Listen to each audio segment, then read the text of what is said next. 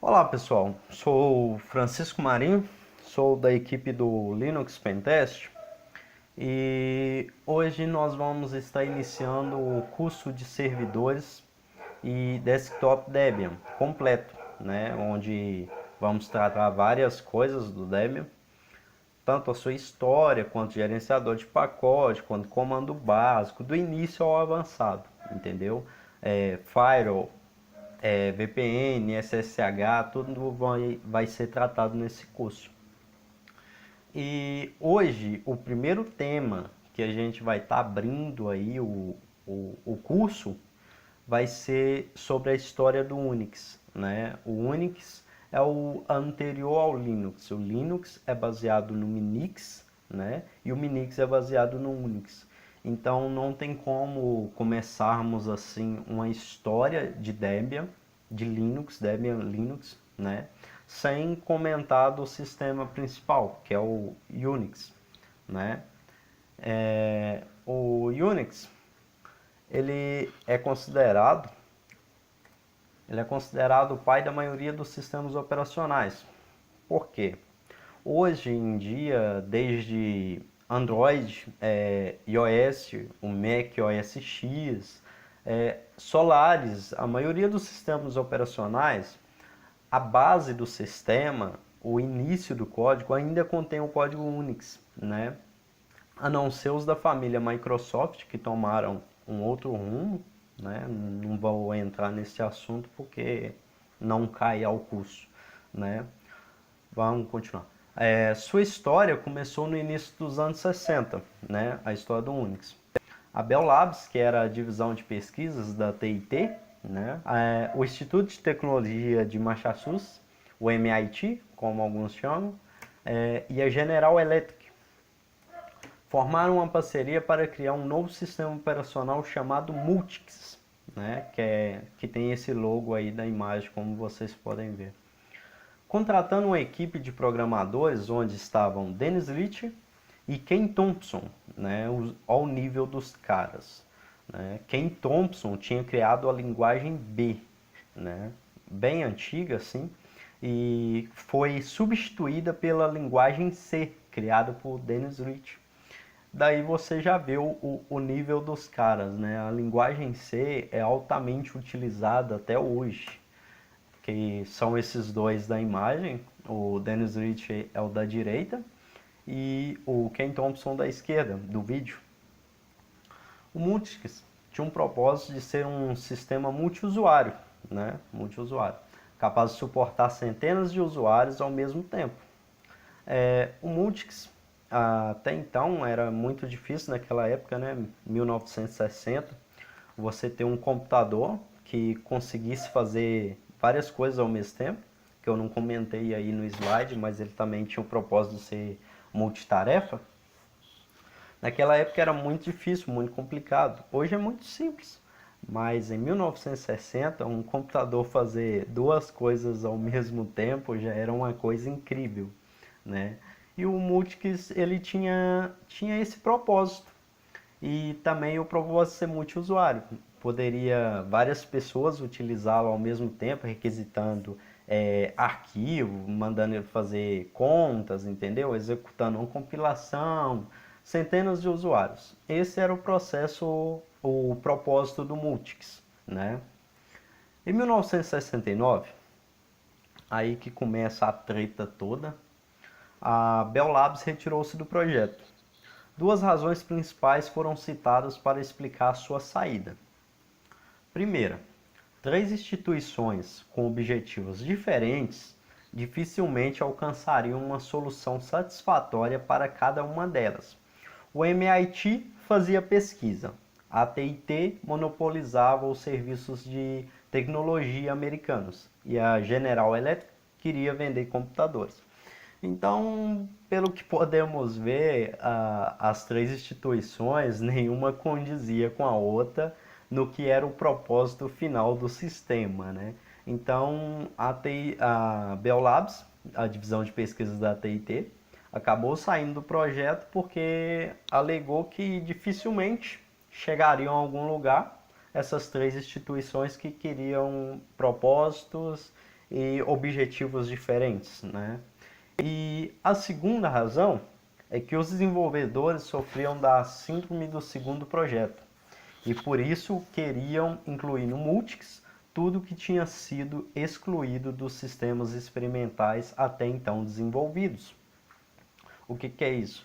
O pessoal, os desenvolvedores, a equipe de desenvolvedor lá do Multics, eles ficaram tão ociosos assim para colocar tudo no Multics, tudo que tinha sido excluído até no momento dos outros sistemas, né?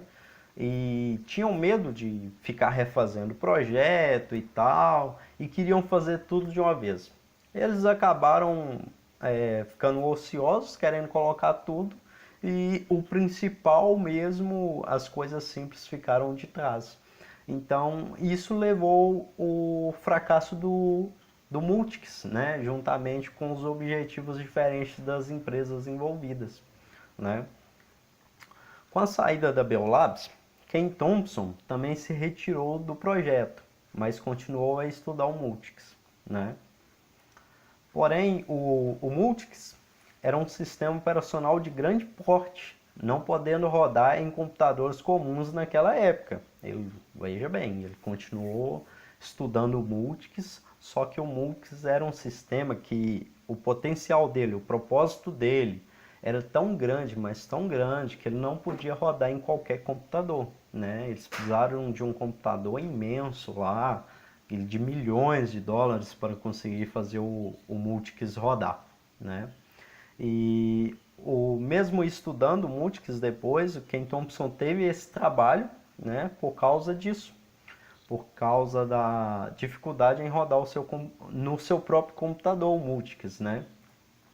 E sem pretensões tão grandes quanto a ideia principal, Ken Thompson reescreveu o Multics, utilizando a linguagem Assembly para se tornar um sistema mais simples e que rodasse em sua máquina um PDP-7, o batizando de Unix, né, com CS no final, não com X. Ele batizou de Unix, né? E ele escreveu em Assembly, reescreveu o Multics, né, o código do Multics, para ele se tornar um sistema mais simples e que pudesse rodar ali no seu computador de mesa mesmo, seu computador simplesinho pequeno que eu vou mostrar para vocês daqui a pouco, para que ele continuasse estudando e continuasse o projeto, né, da forma dele. E esse daqui, que é o computadorzinho pequeno que eu falei com vocês, que é o PDP-7. Bem pequeno, né? Bem pequeno, como vocês podem ver. Mas era isso que era o computador de Ken Thompson. E ele queria que o Multics rodasse nesse PC, para que ele pudesse continuar estudando, continuasse trabalhando no Multics, né?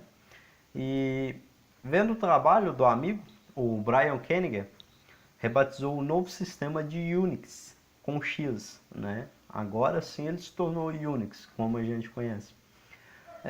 O Brian, ele trabalhava na Bell Labs também, junto com o Dennis Rich e o Ken Thompson, então era todo mundo amigo de trabalho. Em 1973, houve um marco muito grande, foi quando o Dennis Rich e Ken Thompson reescreveram o Unix, que até então estava em Assembly, para a linguagem C, né? Que ali naquele momento o Dennis Rich tinha criado a linguagem C. Até fala aqui, ó, criado por Dennis Rich, que era uma evolução da linguagem B, criada por Ken Thompson, para rodar em um PDP-11. E desde então o Unix e a linguagem C têm andado juntos. Até hoje, desde aquela época, 1973, o Unix e a linguagem C vêm sido feitas, né? Vêm andado juntos, não se separam. O Linux e a maioria dos outros sistemas baseados no Unix foram escritos em C. O kernel do Linux é escrito em C. Então, a partir daí, houve um crescimento imenso da linguagem C. Também o crescimento imenso do sistema operacional Unix. Por quê?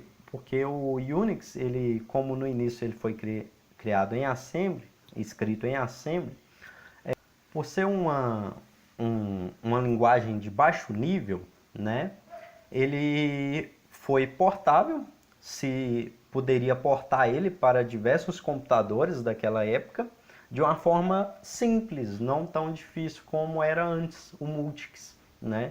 Que o Multics só podia rodar em grande porte, mas o Unix não. O Unix conseguia rodar em quase qualquer aparelho e eles reescreveram, como você pode ver aqui, o Unix para rodar em um PDP-11, que era um computador muito mais avançado que o seu que ele tinha em casa, que era o PDP-7. Vou até mostrar depois uma imagem do PDP-11. E desde então ele vem sendo desenvolvido, conseguiu a AT&T liberou o Unix para rodar em universidades, entendeu? Para ser estudado e para ser desenvolvido. E várias pessoas começaram a modificar e estudar Unix também. E deu a grande vertente de sistema operacional que a gente tem hoje. Eu não vou delongar muito nisso, porque nós vamos ver no próximo vídeo, na próxima aula, a história do Linux, né? A história do Linux, ela entra nesse esquema. O Linux foi criado pouco tempo depois e cresceu na vertente do Unix. Então, nós vamos acabar vendo o restante da história no próximo vídeo. Então, vou dividir em dois, né, para não ficar tão cansativo, para ficar mais fácil de entender. E esse daqui é o PDP-11, né, que eu estava até esquecendo de mostrar para vocês. E aí tem a imagem do Dennis Ritchie e do Ken Thompson reescrevendo o Unix para essa maquininha pequena aí, essa maquininha linda, parecida com o computador que eu tenho em casa, né? Imenso. O meu é dos antigos. Bom, pessoal, eu espero que vocês tenham gostado da aula, que vocês tenham entendido aí o propósito, um pouquinho da história do Unix. E a gente vai ver o restante, né, da história no próximo vídeo. E é isso aí, eu agradeço a vocês por essa presença e continue conosco no curso. Até lá!